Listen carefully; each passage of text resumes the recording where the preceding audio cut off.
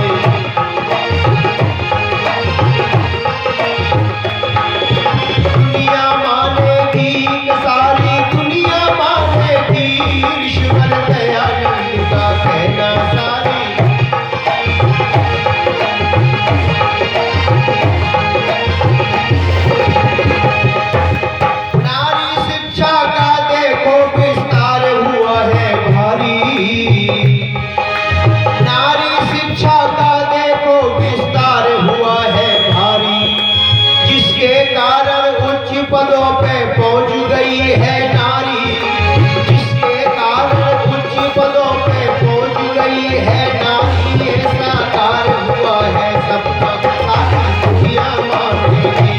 ईश्वर दयानंद का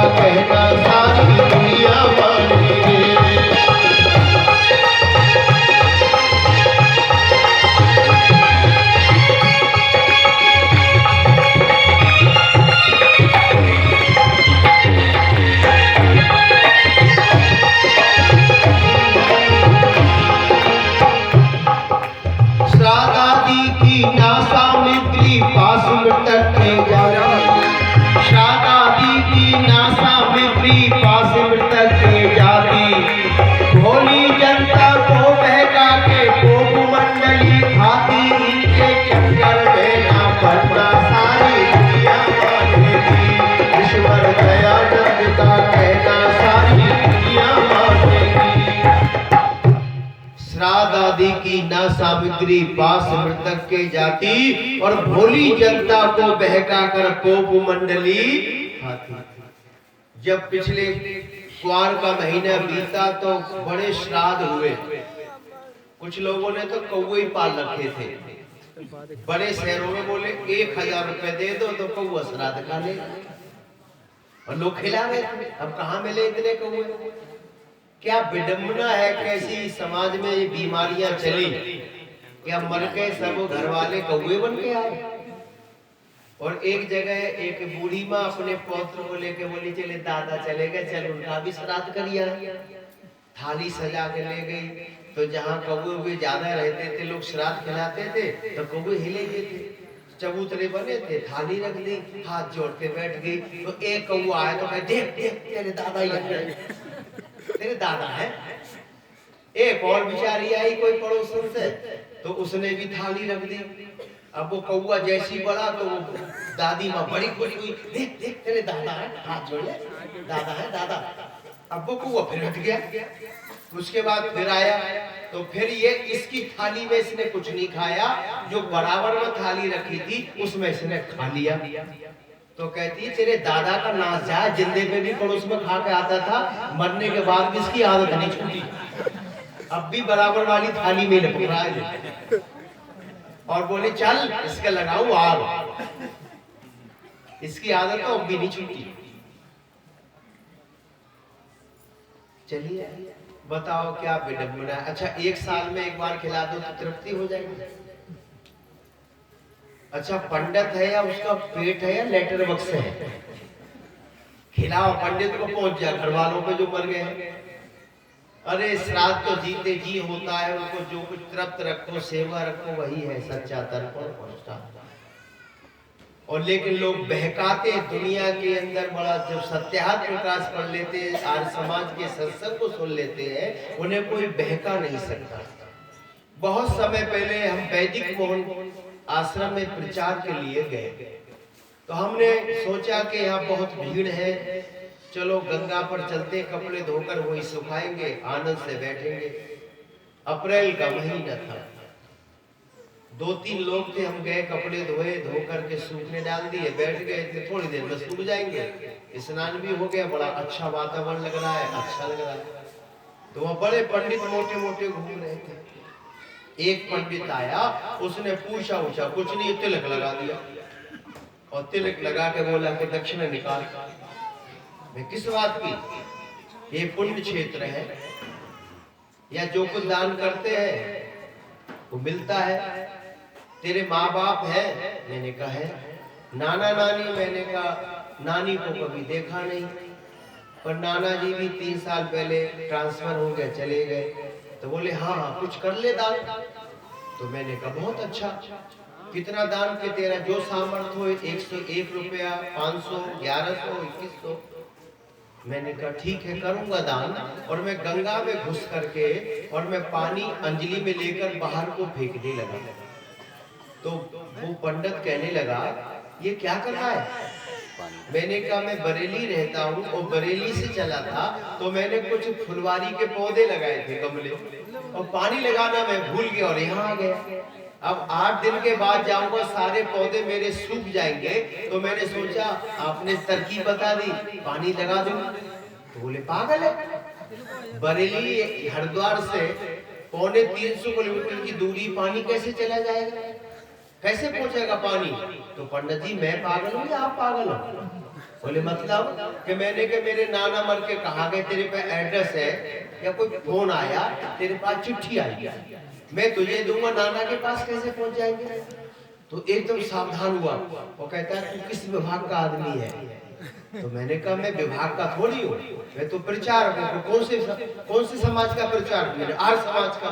तो बोले वो तुझसे तो बातें नहीं करता। तो मैंने पंडित जी रुको, तो आपने मेरा तिलक किया है, जब कभी हवन कराने जाते हैं, वरण कराते हैं, यजमान तिलक करता है और बाद में दक्षिणा देता है। अब आप मेरे यजमान बनने या नहीं बनने? जब मैं कभी कभी ससुराल जाता हूँ तो मेरा साले साहब तिलक करके दक्षिणा देते। अब आप साले बनना चाहते हो या यजमान बनना चाहते हो?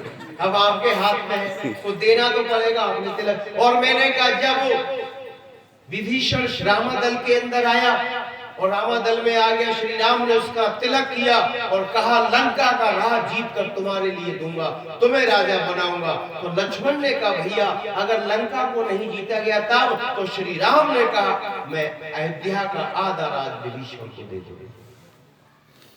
अब बताओ महाराज तुम राज्य कहाँ का दे रहे हो? या साले बनोगे, ससुरालिया बनोगे, या यजमान बनोगे? बोले भैया तुझसे तो मैं बात ही नहीं करता। चलने लगा, मैंने रुको ये तिलक तो मिटा कर जाओ जो माथे पे लगाया। फिर उसने बड़ा झुंझला के पोंछा चला गया। आप अगर आर्य समाज से जुड़ जाओगे तो तुम्हें कोई ठग नहीं सकता। और आगे बड़ा सुंदर लिखा, शादादी की नासा मित्री पास मिटके जाती, बोली जनता को बहका के कोप मंडली खाती, इनके चक्कर में ना पड़ना सारी दुनिया मानेगी। ईश्वर दयानंद का कहना सारी दुनिया मानेगी, दुनिया मानेगी, सारी दुनिया मानेगी। ईश्वर दयानंद का कहना सारी दुनिया मानेगी।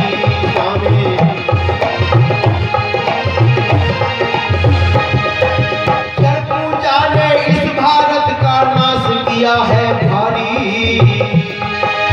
जड़ पूजा ने इस भारत का नाश किया है भारी।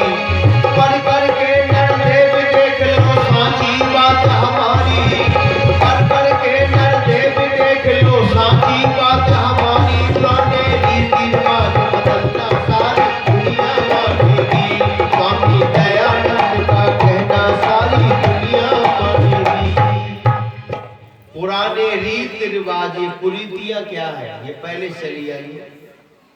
मैं पिछले मध्य प्रदेश में गया, उज्जैन के पास एक आर्य समाज करजू है। तो वहां मुझे कहा दुर्गा प्रसाद जी ने कि भानु जी अपने कार्यक्रम में आपको एक बात बड़े दबाव से कहनी है। मैं कौन सी? कि यहाँ कोई मरता है लोग 10-10 हजार की आतिशबाजी फूटते। बताओ घर का मर गया और 10,000 5,000 की आतिशबाजी छोड़ते हैं। ये इतनी बुरी कुरीतियां हमारे गांव में आसपास पड़ी हुई है। मैंने बड़ा बवाल है भाई, मर गया और वहाँ आतिशबाजी छोड़ने खुशी में। तो मैंने कहा पहले इसे सोच लो मुझे जल्दी मर जाए, और जो ज्यादा खुशी मना रहे तो पहली सरपास मिला दो, काम तमाम हो जाएगा। ये बहुत बुरी कुरीतियां है।